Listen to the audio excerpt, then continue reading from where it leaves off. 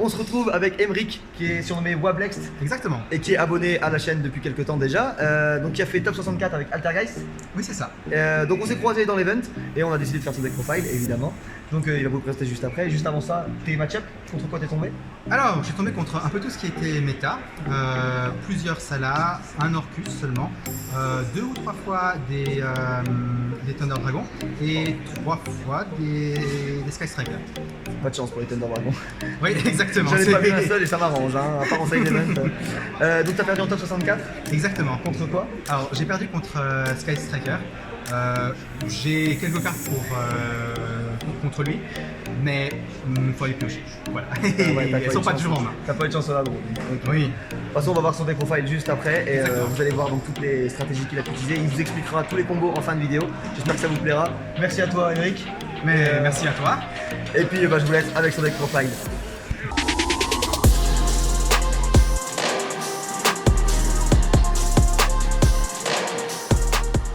Alors, j'ai décidé de jouer le package Altergeist classique, à savoir 3 Meluvite Accès, 2 Silquitus, 3 Multifaker, 3 Marionettistes et un qu'un cherche.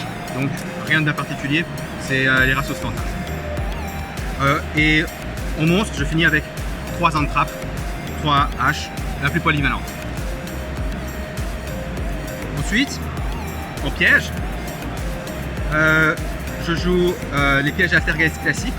De nouveau, rien de bien surprenant sur les ratios. 3 spoofing. Il y a un combo intéressant à faire avec ça. 2 protocoles et une manifestation. Une seule manifestation, je joue Trap Trick, vous verrez dans le reste des profiles, mais généralement on n'a pas envie de poser cette carte là, on préfère poser les autres pièges normaux. Ensuite classique, 3 infinis éphémères, en combo avec Multifaker, c'est quasiment gagné à quasiment 100%. Donc je joue 2 Trap Trick. Donc je joue cette carte parce que j'ai décidé de jouer dans cette version 3 métavers dont le but est de ramener des mines mystiques ou d'autres terrains qui peuvent gêner l'adversaire. Je peux également ramener Violent Orage de Poussière contre les match-ups avec des back-row. Et pour finir, je joue aussi un petit Engine Solemn, à savoir 2 strikes et un jugement. En magie, je joue 3 Pro d'extravagance. C'est vraiment une excellente carte. Tu n'as pas vraiment besoin d'utiliser ton extra deck, il n'y a vraiment que 3 cartes qui sont importantes, à savoir les 3 extias. Et Taureau 2, c'est toujours très agréable. De plus, ça permet aussi de prendre les haches adverses, ce qui permet de résoudre plus souvent les métaverses. Et un pot de dualité, j'en joue qu'un seul. Des fois, tu as envie de faire des invocations spéciales durant ton tour. C'est pas à tous les coups, mais c'est une carte qui est très polyvalente. Et en game 2, c'est une bonne carte pour side out. En termes de terrain, en main deck, j'en joue 3. Donc, l'idée, c'est de les faire venir avec les métaverses, à savoir 2 Mystic Mine et un village secret des magiciens. Donc, l'idée, en fait, c'est que Mystic Mine dans Altergeist, c'est que le gros problème d'Altergeist, c'est toujours été sa consistance. C'est un deck qui a une capacité de mettre à bord qui est vraiment exceptionnellement fort en termes de negate, donc plusieurs negates plus destruction, un compulse, beaucoup d'effets, c'est vraiment extrêmement fort. Mais le souci, c'est qu'il faut avoir accès à toutes les cartes, à tous les Altergeist pour pouvoir espérer que ça fonctionne. Et très souvent, avant, on avait un problème, à savoir on ouvrait trop de pièges ou trop de monstres. Et l'idée de Mystic Mine, c'est que ça permet, tu le mets sur le terrain et tu arrives à temporiser 2-3 tours. Et à partir du moment où tu as réussi à temporiser, tu vas piocher 4 cartes. Et souvent, avec 4 cartes en plus, tu es capable de mettre à bord suffisamment gros pour que même un Orcus ou n'importe quel autre deck méta perde, à savoir que tu n'es plus capable de jouer à travers. Je joue également un village secret des magiciens, c'est pour le match-up Sky Striker, mais il y a vraiment beaucoup d'utilité. Plus personne ne joue Clara Erushka de nos jours, et dans des decks contre Prankit ou je sais pas, j'ai joué aussi contre un Sub-Terror. C'est vraiment une carte qui peut faire la game. Parce que même s'il arrive à Norma Magicien, tu peux le renvoyer en main avec le Silquitus.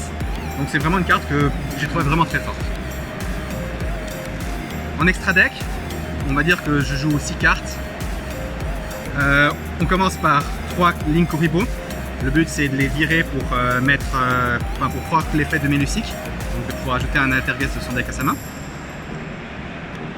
Je joue évidemment 3 Extia. Donc ça c'est la negate de magie, vraiment extrêmement forte. Beaucoup d'attaques et capacité de OTK, même si c'est pas un play qui est très, très courant. Et surtout, son effet de negate des magies n'est pas once par turn, ce qui permet de faire beaucoup de negate et c'est vraiment très très fort. En plus, lorsqu'elle quitte le terrain, elle flotte, donc vraiment une carte excellente. Ensuite, il me reste 9 cartes, je les ai pas vues du tournoi. Enfin, on les joue pour le pro, mais par principe. Une Prime Banshee, il y a un OTK avec, jamais fait. Une Ita, il paraît que c'est bien contre Salamangreat, jamais vu. 2 Phoenix, c'est bien, mais t'as des meilleurs negates, enfin, mais t'as des meilleurs moyens de te débarrasser des magies pièges. Un Cerbère, jamais vu non plus. 2 Unicorn, pas plus. Et 2 Dragon Charge Borel. Donc j'ai décidé de jouer Dragon Charge Borel parce que c'est un des rares moyens de se débarrasser efficacement d'un autre Dragon Charge Borel. Et comme le deck Altergeist utilise énormément de cartes, qui ciblent, Charge Borel est une carte qui pose vraiment problème. Pareil pour Abramax. Et j'en joue 2 parce que je joue le pot d'extravagance, j'ai trouvé le ban. Mais ça c'est la théorie, pratique je l'ai jamais sorti. Maintenant, en side, alors je joue 2 Pancratops, c'est pour les match-ups lorsque je dois Go Second, et c'est une excellente carte. Je joue 3 Lancea, surtout contre Thunder Dragon et Orcust, c'est vraiment extrêmement fort. Je joue 2 Corbeaux Dédé, donc j'en avais un vrai, Sinan, un ami me l'avait prêté, mais il a dû partir un peu avant. Donc ça, c'est contre Salam, c'est ok. Ça pourrait se réfléchir à jouer une autre carte, mais le Corbeau Dédé est vraiment une carte très polyvalente et ça peut vraiment faire le taf s'il est placé au bon moment. Ensuite, je joue des terrains supplémentaires pour pouvoir adapter mon deck en fonction de du deck de l'adversaire. Je joue un village secret des magiciens en plus, j'aurais bien voulu en jouer un autre, malheureusement j'ai pas eu la place. Peut-être que je vais réfléchir pour en mettre un. Une 3ème mine mystique, donc ça c'est soit lorsque tu vas 2ème ou contre n'importe quel match-up, du genre, tous les match-ups avec des match-ups combo, donc que ce soit Thunder Dragon ou Orcus, mettre Mystic Mine, ça peut vraiment faire gagner immédiatement la game. C'est vraiment extrêmement fort en Go First et aussi au Go Second, juste en activant. J'ai gagné par exemple contre un Thunder Dragon qui a résolu le virus épidémique d'éradication de deck parce que j'avais Mystic Mine et il a été obligé d'appeler Magie parce que sinon il avait perdu la partie. Pour finir, je joue également une Vallée Mortuaire. Donc là, l'idée c'est de target le match-up, les match-up Thunder Dragon, Orcust et Salamangreat parce que c'est vraiment une carte excellente. Elle empêche de ban, elle empêche de déplacer les cartes depuis le cimetière. C'est vraiment une carte que j'ai faite et que j'ai tutorisée avec le Metaverse et qui peut me faire gagner une partie. Pour finir, en piège, je joue 3 Evenly Match. C'est spécialement fort, c'est très fort de base et c'est spécialement fort dans Altergeist. Ça permet de proc l'effet du multiplicateur T1. Donc il y a pas mal de combos que tu peux faire où tu tutos par exemple le multifaker et ensuite tu fais Evenly Match et tu arrives à virer la dernière carte qui reste de l'adversaire sur son terrain et c'est vraiment exceptionnellement fort. Et c'est à tel point fort que je suis obligé de jouer des mouchoirs électroniques parce que ça c'est un set outil du bandit qui shuffle dans le deck. L'idée c'est que ça permet de contrer tout ce qui est Red Reboot, même si actuellement c'est plus trop joué. C'est une carte qui vraiment peut tuer le deck, donc c'est un contre-piège, ça négate des pièges. Et ça négate aussi les Evenly Match. Voilà. Donc voilà, c'était bon. Alors là je vais juste vous présenter le combo avec Mystic Mine. Donc l'idée du combo à faire avec Mystic Mine et Altergeist, c'est le suivant. L'idée c'est que on commence par, dès que l'adversaire contrôle au moins un monstre, parfois c'est mieux qu'il en contrôle plus, donc des moments où, par exemple juste avant qu'un Thunder Dragon fasse son premier Star Ninja, l'idée c'est qu'il a plein de monstres sur son terrain, donc tu commences, tu actives Metaverse, l'idée c'est d'aller chercher la mine mystique, et tu peux l'activer directement, donc l'adversaire va, comme ceci, et ensuite tu peux faire activer effet spoofing, et spoofing a pour cost de renvoyer dans le deck, ce qui réduit ton nombre de monstres à 0.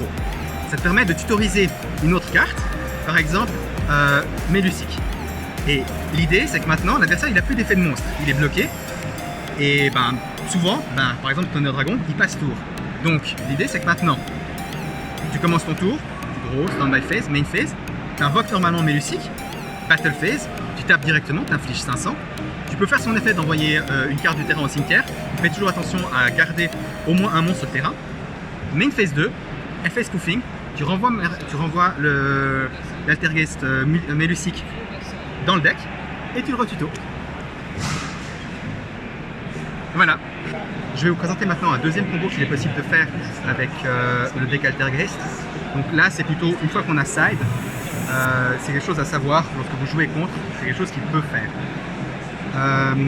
Lorsque vous avez par exemple une situation où vous avez un monstre en face, un salamandre joue du soleil par exemple, et que vous avez evenly match, il est possible de passer en battle phase, et au lieu d'attaquer directement, vous pouvez crasher votre monstre à l'intérieur. C'est quelque chose qu'on fait relativement peu, mais l'intérêt c'est que si vous crashez votre Melusic, vous pouvez tutoriser un multi-faker, ce qui va vous permettre de, en fin de battle phase, activer un force égale pour virer toutes les cartes inutiles. L'adversaire choisira les cartes qu'il veut virer. Et en chaîne, vous pouvez directement faire l'effet de votre multi-imposteur et invoquer spécialement votre niveau 2. Là, le son efficace, et profiter de compulse votre marionnettiste en main pour le prochain tour et virer la dernière carte de l'adversaire qu'il avait sur son terrain et la renvoyer dans sa main. Voilà. Donc pour finir, je voulais vous expliquer une dernière interaction intéressante avec les cartes Altergeist, en particulier liée à la manifestation. En fait, je vous explique ça parce que ça m'a permis de gagner une game dans un... Je crois que c'était à la fin des rondes suisses. L'adversaire a fait un misplay et j'aimerais pas que ça vous se reproduise si vous jouez contre un Altergeist. Ce qu'il faut savoir, c'est que la carte, je vais mettre en valeur ici, c'est la manifestation Altergeist.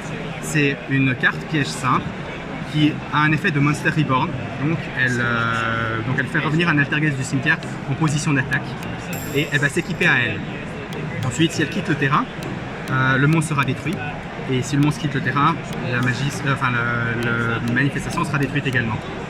Par contre, ce qui est important de savoir, c'est que le deuxième effet, à savoir de s'équiper, n'est pas nécessaire pour que le premier effet se résolve. Donc, il y a plusieurs interactions qui sont importantes à connaître lorsque vous jouez ce match-up. Parce que ce qu'il faut savoir, c'est que, comme vous le savez, une carte piège n'a pas besoin d'être sur le terrain pour pouvoir résoudre ses effets.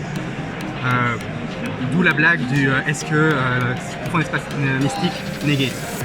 Non, la carte quitte le terrain, son effet se résout quand même.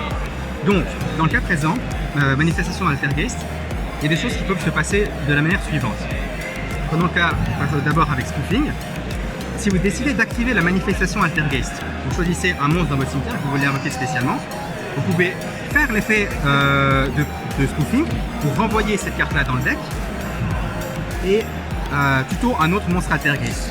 À la résolution, la carte, vous pouvez tutoriser une carte et ensuite, vous pouvez quand même faire l'effet de votre manifestation et elle ne va pas s'équiper, ce qui rend encore le board plus solide puisque vous avez pu générer de la value et votre board est beaucoup moins fragile parce que la manifestation n'est plus là.